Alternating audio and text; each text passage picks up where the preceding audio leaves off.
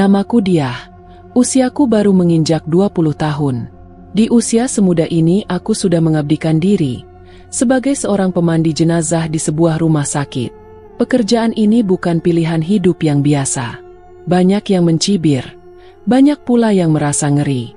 Tetapi bagiku, ada ketenangan tersendiri dalam membersihkan tubuh seseorang yang telah meninggal dunia. Aku percaya merawat mereka di akhir hayat adalah sebuah kehormatan.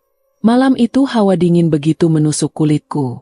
Langit di luar rumah sakit begitu gelap, seolah-olah bulan enggan menampakkan diri. Angin berdesir melewati celah jendela tua, mengantarkan bau tanah basah sehabis diguyur hujan. Di antara catatan tugas malam ini, namaku tercantum di barisan terakhir, tertulis dengan jelas. Pemandian jenazah wanita, bernama Mira, berusia 23 tahun, dengan sebab kematian gagal jantung. Nama itu terasa asing bagiku, namun entah mengapa, dada ini terasa sesak begitu membacanya. Ada sesuatu yang tidak bisa kujelaskan, seperti ada beban berat yang tiba-tiba saja menggantung di pundakku. Langkahku menggema di lorong rumah sakit yang sepi. Tiap ketukan sepatuku seolah menjadi satu-satunya suara yang berani mengusik kesunyian malam. Ruangan jenazah berada di ujung lorong, tepat di samping kamar mayat, dan sebuah pintu besi berdiri kokoh, dengan cat yang mulai mengelupas, memperlihatkan warna besi berkarat di baliknya. Aku mengambil napas panjang, sebelum mendorong pintu itu perlahan. Udara di dalam ruangan terasa lebih dingin, bahkan menusuk. Cahaya lampu neon yang redup menambah kesan menyeramkan. Di atas meja stainless, terbaring tubuh seorang wanita muda. Kulitnya pucat, hampir menyerupai lilin yang hendak mencair. Rambut hitam panjangnya tersebar di sisi meja. Wajahnya meski tampak tenang, tetap menyisakan sesuatu yang mengganggu di benakku. Seolah di balik keindahan itu, tersembunyi rahasia kelam yang menanti untuk terungkap. Aku mengenakan sarung tangan, menyiapkan air bersih, sabun, kain kafan dan peralatan lainnya. Semua kulakukan dengan rutin, mengikuti prosedur yang sudah berulang kali kupelajari. Namun malam itu, ada sesuatu yang berbeda. Sesuatu yang tidak bisa kuhindari. Saat kusentuh kulit jenazah itu, ada yang aneh merambat melalui sarung tanganku. Bukan sekedar hawa dingin. Lebih dari itu, terasa seperti ada getaran halus, seperti bisikan tak kasat mata yang menjalar melalui kulit. Aku menghentikan gerakanku sejenak, dan menatap tubuh Mira. Dalam hati aku berdoa memohon perlindungan.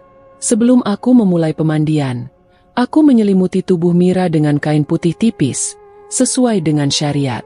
Namun saat air pertama kali menyentuh kulitnya, sekilas aku melihat sesuatu. Di balik kelopak matanya yang terpejam, aku merasa seperti ada sesuatu yang bergerak. Hanya sekejap namun cukup untuk membuatku menarik tangan dengan cepat. Ruangan itu tetap sunyi. Tak ada suara selain degup jantungku yang menggila. Aku memaksakan diri untuk tetap tenang, melanjutkan tugas ini. Tetapi di lubuk hati yang terdalam, aku tahu, malam ini tidak akan menjadi malam yang biasa. Air dingin mengalir pelan dari gayung ke tubuh Mira, membasuh segala kotoran dunia, yang mungkin masih menempel di jasad rapuh itu. Setiap gerakan tanganku terasa lebih berat dari biasanya.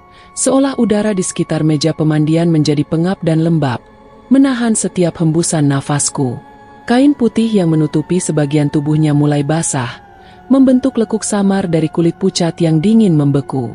Di bawah cahaya remang lampu neon, aku dapat melihat sesuatu yang tidak biasa. Di pergelangan tangan kirinya, tersembunyi di balik kulit pucat itu, ada bekas guratan samar, seperti tulisan halus yang membentuk pola tertentu. Aku mendekat dan mencoba memastikan. Guratan itu berbentuk seperti lingkaran kecil, yang dikelilingi oleh huruf-huruf Jawa, seolah sebuah tembang yang tertulis dengan tinta tak kasat mata. Belum juga aku selesai melihat huruf itu, aku menahan napas dan tubuhku gemetar. Ada aroma lain yang tercium pelan dari tubuh Mira, aroma samar dupa yang bercampur bau anyir darah. Bau yang tidak seharusnya ada pada jenazah biasa. Perlahan aku melanjutkan tugas, membasuh wajahnya dengan kain bersih, membelai pelipisnya dengan lembut. Namun semakin lama aku bekerja, Semakin kuat perasaan tidak nyaman di hatiku. Mata Mira yang terpejam tampak bergerak, seolah bola matanya bergulir di balik kelopak mata yang tertutup rapat. Aku membeku sejenak, takut untuk melanjutkan. Namun memaksakan diri karena tugas ini adalah amanah, bukan sekedar pekerjaan. Di sudut ruangan kulihat bayangan samar. Sebuah sosok tinggi berbalut kain lusuh berdiri membisu. Ia tidak bergerak, tidak bernafas. Namun aku bisa merasakan tatapannya yang tajam. Aku menunduk dan berpura-pura tidak melihat, melanjutkan membasuh bagian tubuh Mira yang lain. Tetapi perasaan itu semakin kuat. Perasaan bahwa aku tidak sendirian di ruangan ini. Saat mengguyur tubuh Mira dengan air, sebuah kilatan gambaran masa lalu melintas di benakku. Aku melihat Mira dalam balutan gaun merah menyala, berlutut di tepi pantai yang berombak ganas. Di hadapannya, sesosok wanita berwajah pucat berdiri angkuh, mengenakan kebaya putih panjang, dengan rambut tergerai menyentuh pasir yang basah. Wajah wanita itu tampak mengerikan, matanya kosong tanpa bola mata, hanya rongga hitam yang menganga menatap Mira. Di sekitar mereka, puluhan sesajen bertebaran, bunga 7 rupa, dupa yang menyala, sesisir padi dan sebuah cermin kecil berbingkai emas. Mira menunduk dalam ketakutan. Bibirnya bergerak melafalkan sesuatu yang tidak ku mengerti. Suara ombak menggelegar, bercampur bisikan-bisikan yang menusuk telingaku. Kilatan itu sekejap saja, namun meninggalkan getaran kuat di dada. Aku menarik napas panjang, mencoba mengusir bayangan itu dari pikiranku. Namun sekuat apapun aku coba menolak, hatiku tahu bahwa malam ini, aku telah menyingkap tabir rahasia kelam, yang seharusnya tetap tersembunyi. Mira si gadis muda, yang kini terbujur kaku di hadapanku, bukanlah wanita biasa. Ada cerita yang lebih dalam, lebih gelap, dan lebih mengerikan di balik tubuh rapuh ini. Dan aku, tanpa sengaja telah menjadi bagian dari ceritanya. Aku membasuh tubuh Mira hingga bersih, membungkusnya perlahan dengan kain kafan, sambil berdoa dalam hati agar jiwanya diterima dengan tenang. Namun setiap hembusan nafas yang kutarik, terasa begitu berat, seakan udara ruangan ini dipenuhi sosok tak kasat mata, yang mengintai dari kegelapan. Dalam kesunyian itu aku mendengar sesuatu, namun bukan suara dari dunia ini. Suara seorang wanita, terdengar lirih dari sudut ruangan, diikuti tawa kecil yang serak dan menyeramkan, suara tawa yang membuat darahku membeku. Aku tak berani memalingkan wajah, aku hanya bisa menunduk, menyelesaikan tugasku dengan tangan yang mulai gemetar, berharap bahwa semua ini hanya pikiranku saja. Namun jauh di lubuk hatiku, aku tahu, malam ini baru permulaan dari sesuatu yang lebih mengerikan. Sesuatu yang akan menghantui hidupku. Aku telah membuka pintu ke dunia lain. Dan pintu itu, kini tidak bisa kututup lagi. Tubuhku terasa sakit setelah memandikan jenazah Mira. Langkah kakiku terasa berat, ketika perlahan meninggalkan tubuh Mira. Namun sebelum aku benar-benar keluar ruangan, sesuatu menarik pandanganku. Di pojok ruangan di balik tirai plastik, nampak sebuah bayangan seseorang. Di sini aku sejenak terdiam, mencoba memperhatikan tirai yang mulai bergoyang perlahan, meski tak ada hembusan angin sedikit pun di dalam sana. Aku menunduk dan berpura-pura tidak melihat. Namun di saat yang bersamaan seluruh bulu kuduku berdiri, seolah tubuhku menyadari kehadiran makhluk lain. Dengan langkah cepat, aku meninggalkan ruang pemandian dan menutup pintu besi itu perlahan. Suara dentuman kecil dari pintu yang menutup menggema di sepanjang lorong. Kupikir setelah keluar, semua perasaan mencekam itu akan hilang. Namun nyatanya, justru semakin kuat menghantam kesadaranku.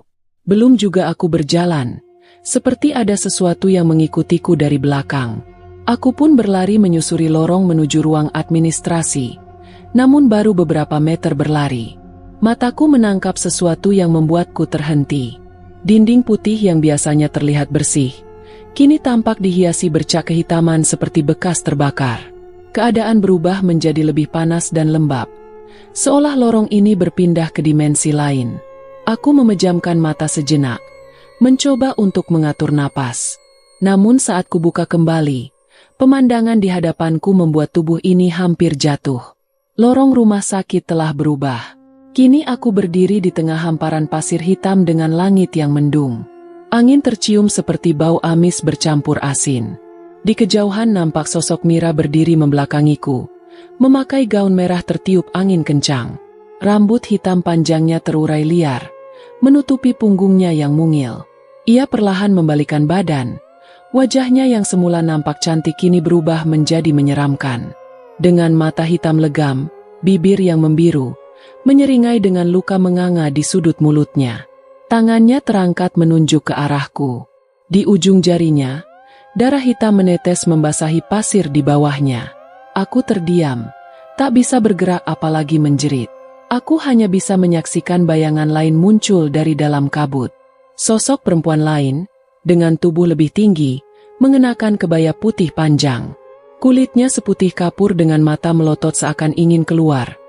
Rambutnya yang panjang menutupi sebagian wajahnya. Di tangannya tergenggam sebuah cermin berbingkai emas, persis seperti yang kulihat dalam kilatan bayangan di ruang pemandian tadi. Perempuan itu melangkah pelan ke arahku. Setiap langkahnya membuat pasir bergetar. Dan dari cermin yang dibawanya, aku melihat pantulan diriku sendiri.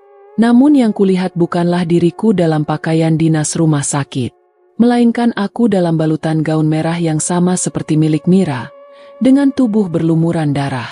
Ketika perempuan berkebaya itu semakin mendekat, suara-suara aneh mulai bergema di sekelilingku.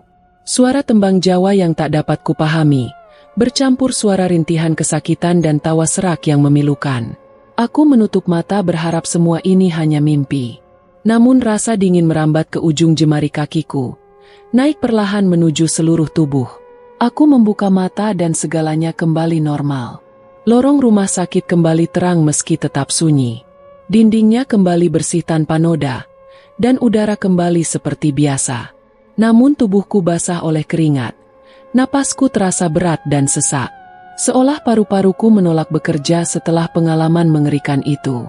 Aku menyadari satu hal.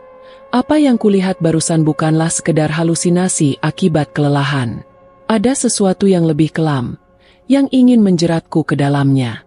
Aku telah melihat penggalan masa lalu yang mengikat Mira. Dan kini, benang-benang takdir itu mulai menarikku dengan perlahan namun pasti. Malam itu setelah selesai bertugas, aku memilih untuk tidak langsung pulang. Tubuhku terlalu lelah. Pikiranku terlalu pusing membayangkan semua teror yang terjadi. Aku memutuskan untuk beristirahat sejenak di ruang staf, sebuah ruangan kecil di ujung lorong, di mana para petugas medis biasanya melepas penat di sela waktu kerja.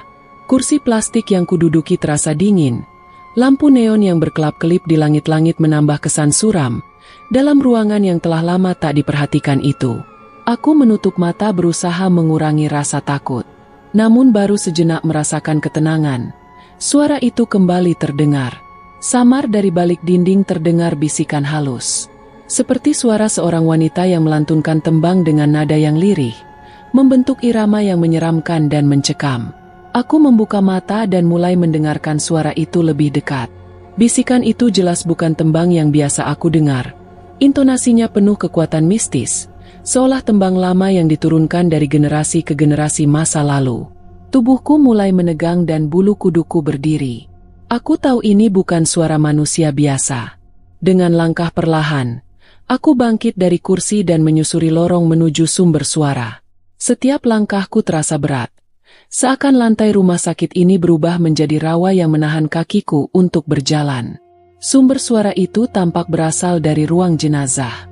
Tempat di mana tubuh Mira kini disimpan, dibalut kain kafan menunggu untuk diserahkan kepada keluarganya. Aku berdiri di depan pintu. Tanganku gemetar saat menyentuh gagang pintu kamar jenazah. Aku paham, aku tidak seharusnya membuka pintu ini. Namun sesuatu di dalam diriku, entah rasa penasaran atau mungkin suatu ikatan, mendorongku untuk melangkah lebih jauh. Dengan perlahan aku membuka pintu. Cahaya lampu dari lorong menerobos masuk, mengusir sebagian kegelapan di ruang jenazah. Di dalam sana kulihat Mira terbaring diam, dengan kain kafan membalut tubuhnya. Namun di sekitar tubuh Mira melayang kabut tipis, seperti asap dupa yang menari dalam ritual pemanggilan arwah.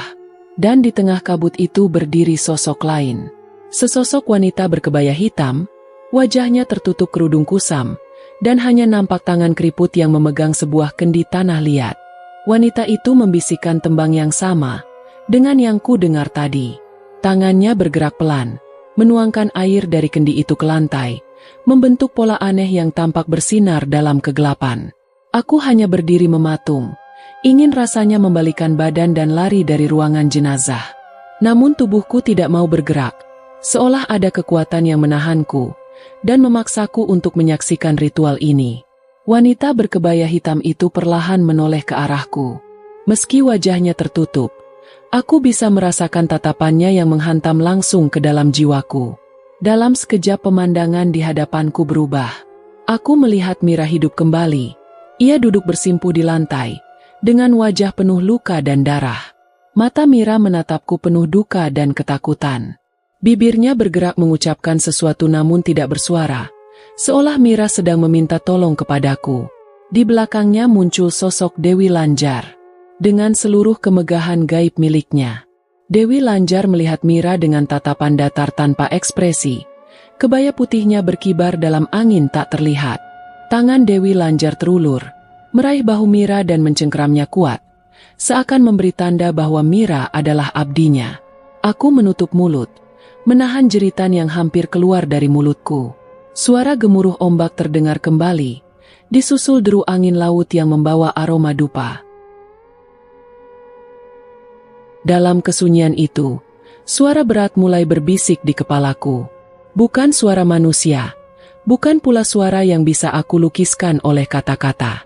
Aku tahu saat itu, Mira tidak akan pernah bebas, dan siapapun yang menyentuh urusannya akan terikat pada perjanjian pesugihan. Dan aku tanpa sengaja telah menjadi bagian dari kisah terlarang ini. Kini sosok dari alam lain telah menandai keberadaanku. Dengan tubuh gemetar, aku coba menutup pintu ruang jenazah, menahan air mata yang nyaris pecah dari kejadian mengerikan yang baru saja aku saksikan. Malam itu aku pulang dengan langkah yang gontai. Namun aku tahu, kini rumah dan tempatku berlindung tidak lagi aman dari gangguan dunia gaib yang telah kubuka. Pintu telah terbuka dan sesuatu dari kegelapan kini mengikutiku, menuntut bagian dari jiwaku. Langit malam menggantung berat di atas atap rumah kecilku, seolah rembulan enggan menampakkan diri dan bersembunyi di balik awan kelam. Aku melangkah masuk ke dalam rumah dengan tubuh yang lunglai. Suasana hening menyambutku dan hanya suara jarum jam dinding yang terdengar, seakan menghitung waktu, menuju sesuatu yang tidak kuinginkan. Segera setelah menutup pintu, aku merasakan hawa berbeda memenuhi ruang tamu. Udara di dalam rumah terasa lebih dingin dari biasanya. Kain hordeng yang menutupi jendela kini bergoyang perlahan, meski seluruh pintu tertutup rapat. Aku mencoba menenangkan diri, menganggap semua itu sebagai efek kelelahan setelah melalui malam yang berat. Namun perasaan itu tetap menggelayuti batinku, menebar kegelisahan yang tidak dapat kupahami. Dengan yang langkah berat aku menuju kamar. Setelah mengganti pakaian dinas dengan baju tidur, aku berbaring di atas ranjang tua mencoba untuk tertidur. Kupejamkan mata, berusaha mengusir bayang-bayang mengerikan yang masih terlintas di pikiranku. Namun baru saja aku terlelap sejenak, suara ketukan terdengar dari pintu depan. Satu ketukan pelan, tapi cukup kuat untuk membangunkanku dari tidur. Aku membuka mata dengan jantung berdegup kencang. Jam dinding menunjukkan pukul 2:13 dini hari. Waktu di mana alam nyata dan alam gaib saling bersinggungan. Begitulah kata orang-orang tua dahulu. Aku menahan napas, berusaha mendengarkan dengan seksama. Namun ketukan itu tidak terdengar lagi. Aku mencoba kembali memejamkan mata. Tetapi belum juga aku sempat tertidur. Suara ketukan itu terdengar lagi dan kali ini jauh lebih keras. Seolah ada sesuatu di balik pintu, yang ingin sekali masuk ke dalam rumahku. Aku beranjak perlahan dari ranjang. Langkahku pelan menyusuri lantai kayu yang berderit di setiap langkah. Dengan hati-hati aku mendekati pintu depan. Tidak ada suara apapun di luar, kecuali ketukan yang terus berulang dengan ritme aneh. Tidak seperti ketukan manusia pada umumnya. Aku mendekatkan mata ke lubang kecil pada pintu. Hanya ada kegelapan tanpa ada siapapun di luar sana. Namun saat aku hendak berbalik, mataku menangkap sesuatu. Bayangan putih melintas cepat melewati jendela di ruang tamu. Seketika bulu kuduku berdiri. Suasana di dalam rumah berubah menjadi mencekam. Aku bergegas kembali ke kamar, mengunci pintu dan menarik selimut hingga menutupi seluruh tubuh. Namun ketenangan itu tidak bertahan lama. Dari balik selimut aku mendengar suara langkah kaki. Perlahan namun berat. Seolah sesuatu yang tidak terlihat berjalan mengitari tempat tidurku. Langkah itu berhenti tepat di sisi ranjang. Aku menahan napas, tidak berani bergerak sedikit pun.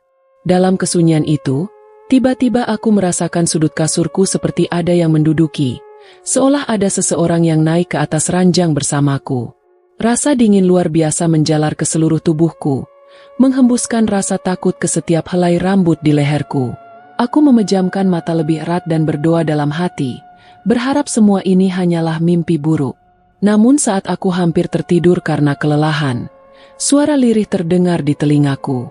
Sebuah bisikan pelan nyaris tak terdengar, namun jelas seperti lantunan tembang yang sama dengan yang kudengar di ruang jenazah malam itu.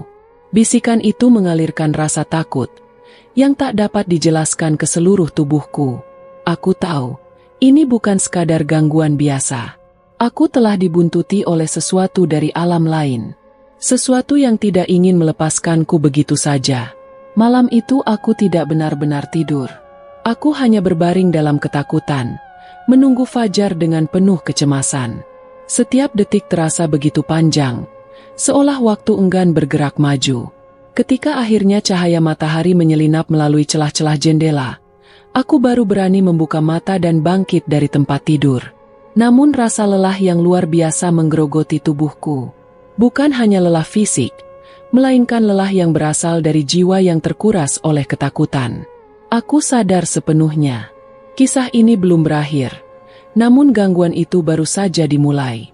Pagi itu, meski matahari sudah tinggi, langit tetap diselimuti awan kelabu yang berat. Sinar mentari hanya mampu menembus tipis, membuat suasana tampak suram dan dingin. Aku melangkah pelan menuju dapur, mencoba menyiapkan secangkir teh hangat untuk menenangkan diri. Namun semuanya kini terasa berbeda.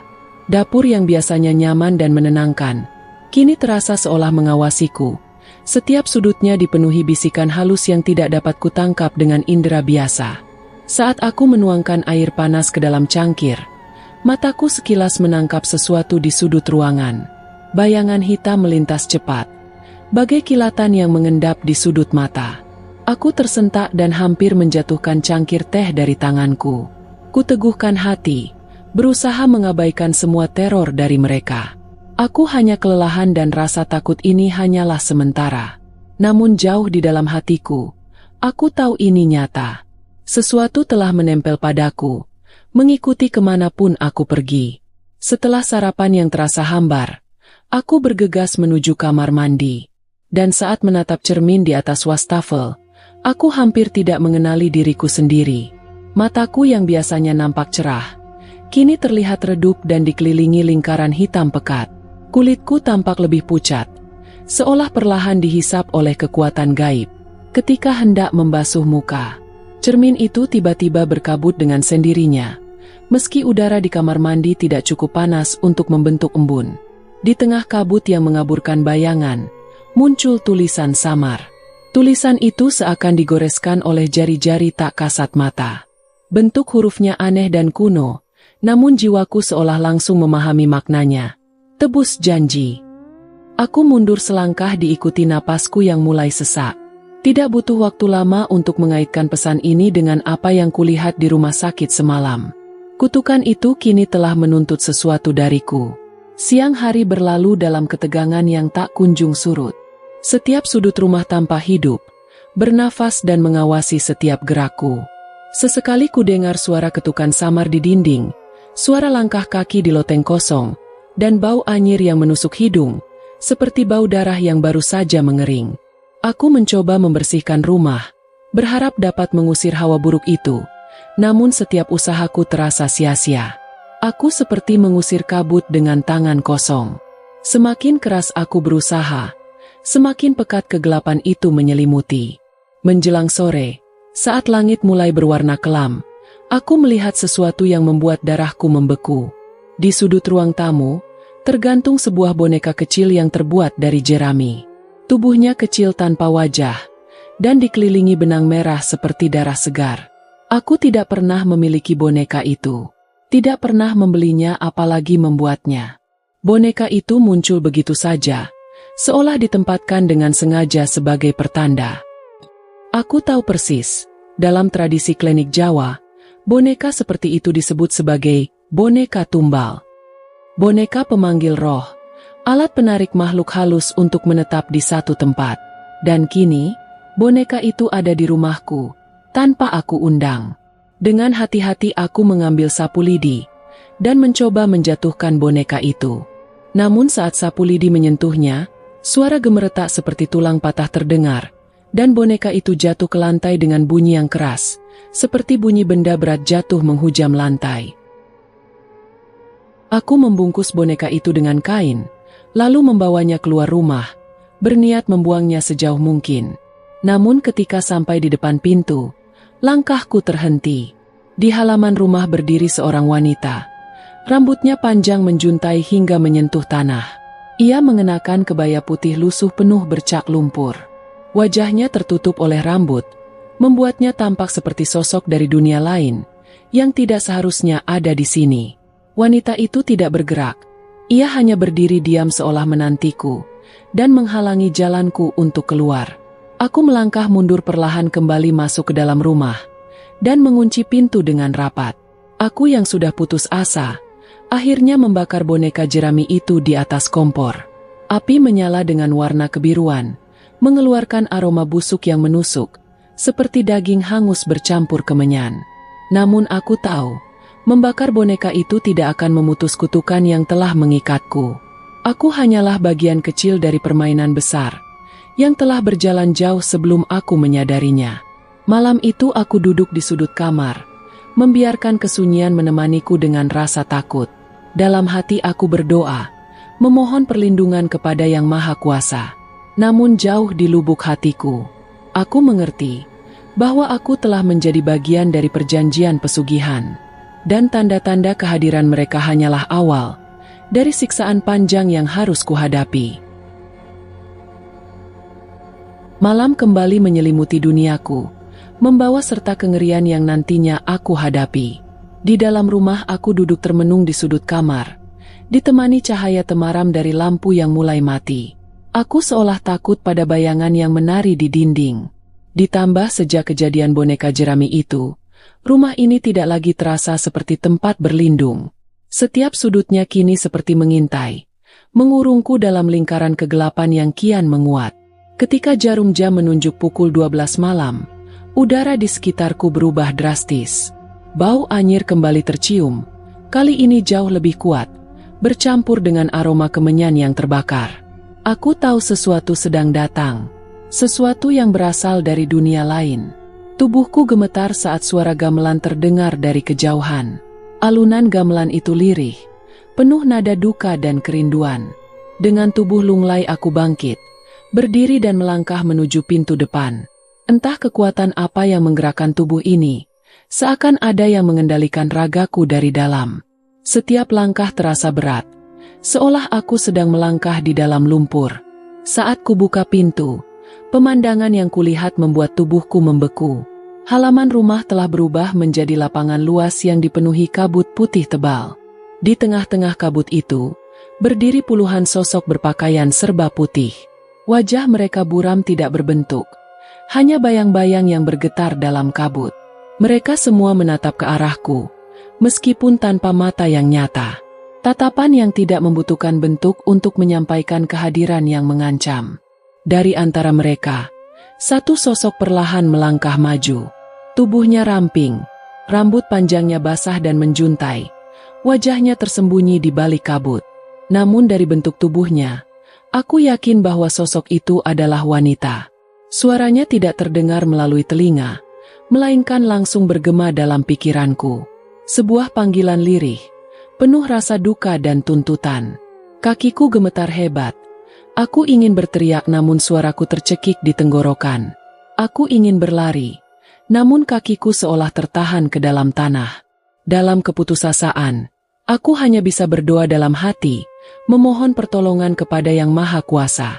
Namun panggilan itu tidak berhenti. Ia semakin kuat, semakin menusuk, menyeret kesadaranku ke dalam kegelapan. Tiba-tiba muncul sosok lain, lebih mengerikan. Sesosok makhluk bertubuh hitam legam, bertanduk panjang, bermata merah membara, dan mulut yang mengeluarkan desiran napas busuk. Makhluk itu menatapku dengan pandangan kelaparan, seolah aku adalah bagian dari perjanjian yang telah disiapkan sejak lama. Aku tahu, inilah jin perjanjian itu. Makhluk yang dahulu menuntut pengabdian Mira, kini menuntut kelanjutan syaratnya padaku. Dalam keheningan mencekam itu, kedua sosok wanita berambut panjang dan makhluk bertanduk perlahan mendekat, mengapitku dari dua sisi. Mereka seakan berbicara tanpa suara, menyampaikan sesuatu yang tak bisa dimengerti olehku. Dalam ketakutan yang luar biasa, aku menutup mata, berharap semua ini hanya ilusi. Namun saat ku buka mata, aku kembali berada di depan rumah. Kabut telah menghilang, sosok-sosok itu menghilang, namun bau anyir dan aroma kemenyan tetap tercium di udara. Aku terduduk di tanah, tubuhku gemetar ketakutan. Aku beranjak masuk ke dalam rumah membawa semua rasa takut itu ke dalam. Dengan cepat aku menuju ke kamar mandi, membuka air keran dan mengambil wudhu. Setelah kejadian tadi, aku tersadar betapa rapuhnya jiwaku ini. Semenjak memandikan tubuh Mira, aku telah lalai dalam menjalankan kewajibanku sebagai seorang muslim. Aku meninggalkan sholat, dan lebih fokus dengan setiap teror dari makhluk itu. Kini aku ikhlas jika memang semua ini adalah takdirku. Karena kematian hanya dapat terjadi atas izin dari Tuhan, bukan dari Dewi Lanjar apalagi seluruh pengikutnya. Setelah sholat aku berbaring di atas sejadah, mencoba untuk memejamkan mata. Namun aku sadar tidur bukanlah pelarian yang mampu kunikmati. Setiap menutup mata, bayangan kabut, sosok berpakaian putih, serta makhluk bertanduk itu terus menghantui. Aku hanya dapat menatap langit-langit kamar yang kembali dingin. Suara-suara ketukan aneh, langkah kaki yang semalam begitu membuatku takut, kini aku abaikan dengan tetap berzikir. Aku sudah tidak peduli dengan bayangan hitam, bau anyir darah dan suara tangis merintih kesakitan. Pada malam kedua setelah kejadian itu, aku akhirnya menyerah karena kelelahan. Tubuh ini terjatuh ke dalam tidur yang berat. Keesokan paginya, aku kembali bekerja di rumah sakit dengan wajah yang begitu lelah. 2 malam yang seharusnya aku gunakan untuk beristirahat, nyatanya malah menjadi malam yang mengerikan. Dengan langkah pasti aku masuk ke dalam ruang staf rumah sakit. Aku hanya ingin menanyakan kondisi jenazah Mira, yang ternyata masih tetap sama, terbaring kaku di atas meja stainless tempat aku memandikannya tempo hari. Menurut petugas jaga dan staf rumah sakit, setelah aku pulang, beberapa petugas berniat memindahkan jenazah Mira ke kamar mayat. Namun mereka tidak berhasil memindahkannya. Tubuh Mira terasa begitu berat, hingga 4 orang pria dewasa tak mampu untuk memindahkannya. Segala cara sudah dilakukan oleh mereka, namun hasilnya tetap sama. Tubuh Mira seakan menolak, atau ada sesuatu yang tidak mengizinkan Mira untuk pergi. Mendengar hal itu, aku akhirnya menceritakan semua teror yang kualami kepada Rini, temanku yang juga bertugas sebagai pemandi jenazah. Rini menjelaskan selama tubuh Mira berada di dalam ruang jenazah, bau busuk dan anyir darah terus tercium. Dan ketika malam, suara tembang terdengar melantun di tengah malam. Tawa wanita diselingi tangis juga terdengar di dalam ruangan itu.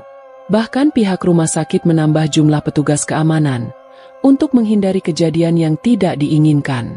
Pihak rumah sakit akhirnya menghubungi keluarga Mira dan meminta agar mereka menjemput jenazah Mira ke rumah sakit. Namun menurut Rini, pihak keluarga Mira enggan mengambil jenazahnya dan meminta agar Mira dimakamkan sebagai mayat tak dikenal. Kini aku hanya dapat menatap tubuh Mira seorang diri di depan pintu besi kamar jenazah. Malam kembali datang, membawa serta rasa takut yang belum sempat reda. Aku terduduk di kursi plastik di dalam ruang staf. Namun malam ini aku tidak sendirian. Rini ikut menemaniku bersama Dirman, seorang petugas keamanan yang kini ikut berjaga bersama kami. Kami sadar bahwa jenazah yang ada di ujung lorong itu bukanlah jenazah biasa. Jam baru menunjukkan pukul 11 malam. Hingga akhirnya kesunyian malam terusik oleh suara telepon yang berdering kencang. Dirman dengan sigap mengangkat telepon dan mulai bicara. Selepas itu Dirman membangunkan Rini yang memang sejak tadi tertidur. Dirman menjelaskan bahwa keluarga Mira sedang dalam perjalanan untuk menjemputnya. Dan kami diminta mempersiapkan jenazah Mira untuk dibawa pergi keluarganya. Dengan perlahan kami mulai berjalan menuju ruang jenazah. Langkah kami terdengar berat menyusuri lorong rumah sakit. Lampu mulai meredup seolah menahan napas bersama kami. Rini yang berada di sebelahku terus melafalkan doa, sementara Dirman menggenggam senter dengan tangan yang mulai gemetar. Sesampainya di depan pintu besi, hawa dingin langsung menyeruak menyambut kami, bahkan lebih dingin dari biasanya. Aku meraih gagang pintu, namun sebelum sempat membukanya, terdengar suara langkah kaki dari ujung lorong. Suaranya pelan namun pasti, seperti menapaki setiap detik kesunyian. Kami bertiga sontak menoleh ke arah sumber suara. Dan dari balik lorong yang gelap, muncul sosok wanita mengenakan kebaya putih. Rambutnya disanggul rapi, dengan wajahnya yang cantik layaknya putri keraton. Tatapan matanya sayu namun tajam, seakan memancarkan aura yang tak biasa. Di belakangnya, 3 pria mengikuti dalam diam. Tubuh mereka tinggi namun wajahnya pucat seperti mayat. Tatapan mata mereka kosong, dengan bibir membiru, dan setiap langkah mereka nyaris tak menimbulkan suara. Aku mundur 1 langkah dengan tubuh yang gemetar, diikuti Rini mencengkeram lenganku. Sedangkan Dirman hanya dapat terdiam mengamati. Wanita berkebaya putih itu berhenti beberapa meter dari kami, lalu menatapku dekat. Dengan suara lembutnya dia mengatakan, "Kami datang menjemput yang seharusnya dibawa sejak malam pertama." Diikuti pintu ruang jenazah yang mulai terbuka. Dari dalam tubuh Mira bangkit perlahan. Matanya lalu terbuka dan wajahnya kini penuh bekas luka lebam. Tubuhnya melayang pelan ke arah perempuan berkebaya putih itu, lalu berhenti tepat di tengah-tengah kami. Perempuan itu menatap Mira dengan iba, lalu membelai wajah jenazah itu dengan lembut. "Perjanjian telah usai. Yang hidup tidak perlu lagi menanggung yang mati," ucapnya lirih. Ketiga pria pucat itu mendekat, memegang tubuh Mira. Mereka semua lalu berjalan mundur perlahan, menyatu kembali dengan kegelapan lorong rumah sakit. Kami hanya bisa terpaku, melihat mereka menghilang satu persatu. Ketika semuanya lenyap, kabut ikut tersapu, meninggalkan lorong rumah sakit yang kini kembali sunyi. Kami melangkah masuk ke dalam ruang jenazah, memastikan semua kejadian yang baru kami alami. Dan ternyata tubuh Mira sudah tak ada lagi di sana, hanya meninggalkan kain kafan terlipat rapih. Rini menangis pelan, sedangkan Dirman terduduk lemas di lantai. Malam itu kami mencatat jenazah Mira dengan status, sudah dijemput keluarga. Tapi kami tahu, itu bukan keluarganya dari dunia ini. Dan sejak malam itu rumah sakit kembali tenang. Namun setiap kali aku melewati lorong itu sendirian, aku masih bisa mencium bau kemenyan samar dan mendengar suara gamelan yang lirih. Seperti sebuah peringatan bahwa dunia mereka dan dunia kita tidak pernah sepenuhnya terpisah.